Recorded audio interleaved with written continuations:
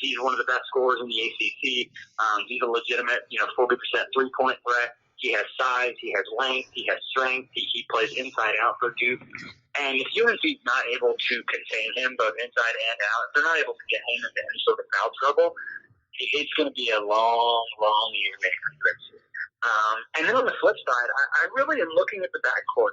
Whether it's Caleb Love or R.J. Davis, one of those two guys have to present themselves as a consistent primary ball handler. They have to be capable of getting the ball into the post because Duke doesn't have the pure size to match up with UNC. Yep. If it was just a matchup of big versus big, UNC would win. They're more physical, they're better, they're more polished.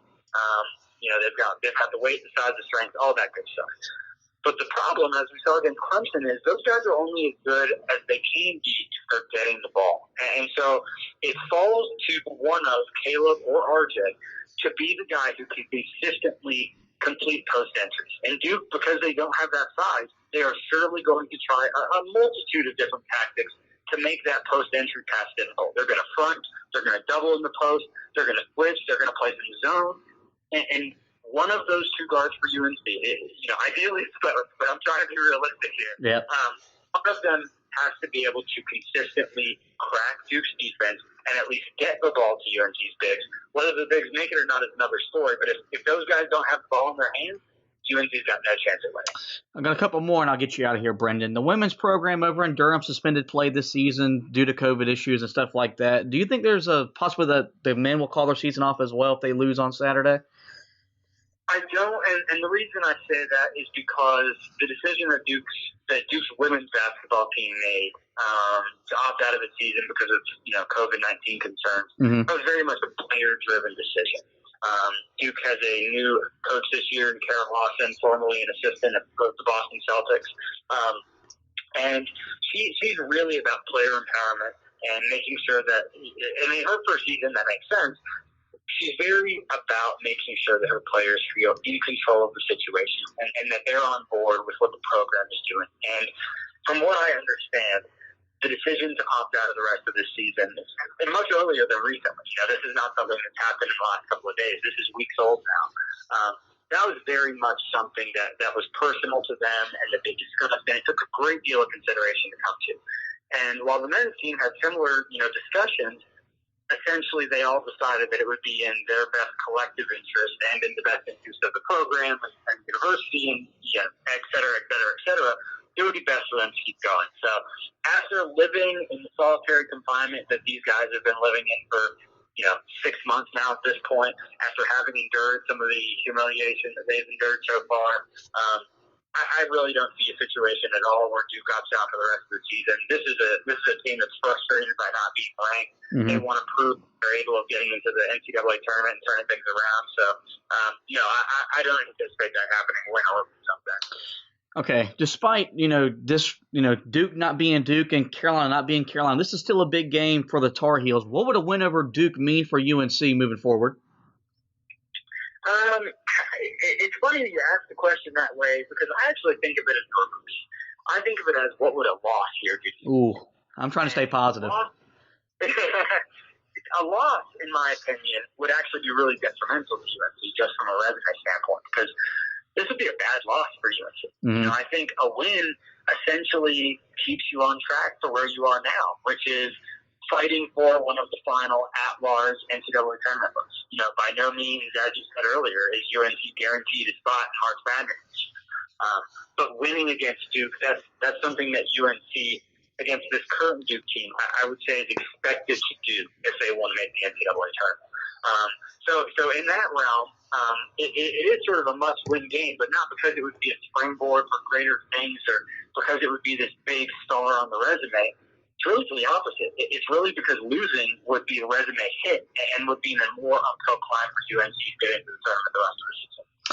Well, Brendan, I started off by mentioning that you write for The Athletic. Tell people where you can find your work at online, man. Yeah, absolutely. I'm on Twitter at Brendan R. Marks. I try to be interactive as much as I can be. Twitter's not always the best place, but if you have comments or questions or anything, I'm reachable on Twitter. And then beyond that, as you mentioned, I work for The Athletic. We're a subscription-based sports site. I'm biased, obviously, but I think if you're a sports fan across, the NFL, NBA, MLB, NHL, college football, and basketball, I think we've got the best comprehensive coverage in the country. So if you haven't already, check us out. Free trials are available, and all my stories are available online. Hey, Brendan, I just want to thank you. I've been harassing you for about the last month to get you on here, talk a little Carolina basketball. Hopefully we do it down the road sometime, man. Absolutely. Thanks so much for having me. It's going to be a great game. I'm looking forward to it. All right, buddy. You take care, sir. You as well. And there you go, guys. That is Brendan Marks, as he said, from The Athletic, on to talk a little Carolina basketball with me. So that's going to wrap it up for this edition of the podcast. Before we let you go talk about the website, HeelToughBlog.com. Go there now to get all your coverage that you're going to need for the Duke game. I'll have a preview up. Our new writer, Sarah Weil, will have a preview up. And then on the recap side of things, we'll have you covered immediately following Saturday's big game over in Durham. On the football side of things, Carolina landed a football commit yesterday with Mac Brown as they wrapped up their signing day class for 2021. Anthony's got you covered all things Carolina football as well. And lastly, we encourage you guys to rate, review, and subscribe to the podcast. You can listen on every major podcasting platform. Most will be Spreaker, iTunes, iHeartRadio, Spotify, TuneIn, Google Podcasts. Give us a like, give us a review, but hit that subscribe and then we get every podcast in your podcast feed. But with that, I want to thank Brendan Marsh for taking some time to come on and talk a little Carolina basketball. We thank you guys for listening, and as always, go Tar Heels. And I just want to thank both of those guys taking some time out of their busy days, a busy week for them as they are part of the media getting ready for this matchup with Duke. Bone is sitting on his couch watching the game. Let's just make that really clear. Brendan Marks will be there. T-Bone will be there, but yeah. There's no media allowed inside Durham, but which is weird. So here's my question: where is he covering in this game? He works from home. He sits at home on his couch and watches the game. Unreal. So both of them, so never mind. Both of them will actually be having media credentials for this game, sitting on your couch. Yep. So with that, let's get into our breakdown of this game. And for Carolina and Duke, there's a lot of differences and there's a lot of similarities with both these teams. The similarity is that they're both as young as they've ever been in this rivalry. Carolina's average experience on their roster is 1.1 years. Duke's average experience on their roster, 0.9 years. How's that even possible? Carolina's average height is 6'7", and Duke's is just 6'5". So that right there tells you the biggest difference in this game is that Carolina, as they usually do, has more size than Duke. And as this rivalry, which has been even over the last 10 matchups, Carolina's won 5 and Duke's won 5, as both these teams have split the last 100 or so matchups in this rivalry. That's how it goes. Carolina's size will usually win them a game, and then Duke's perimeter shooting will usually win them another game. But you look at both these teams offensively this year, they're not the same offensive juggernauts that you're used to seeing from both these teams. Both Carolina and Duke are teams that play fast. They're usually scoring in the 80s, and they can really score with any team in the country. Carolina's entering the game averaging 73.1 points per game. Duke's averaging 74.2. Carolina gives up 69.5 points per game, which is a really good number for Carolina. Duke's giving up 70.7. Carolina shoots 43% from the field. Duke shoots 45% from the field. Carolina averages 14.5 assists. Duke 14.5 assists. Steals 6.6 for Carolina, 8.2 steals for Duke, so turnovers are going to play a factor in this. Blocks, both teams average 4.2 blocks. So even in a year where Carolina appears to be ahead of Duke, and I have ahead in quotations because who's really ahead and who's really behind this year, we don't really know because of COVID. And it appears to be ahead of Duke in terms of growth and progression. Both these teams are as evenly matched up as you could expect them to be entering the first matchup between these two. Yeah, I think that those stats pretty much show exactly where these two teams are at, which is that they're relatively even when it comes to heading into this matchup. And, I'm not really shocked by that at all. This is, it's interesting because it doesn't feel like, at least on the surface from watching them in some of the games that we've seen them this year, this does not feel like a typical Duke team in the fact that normally they have a guy that is in the running for National Player of the Year.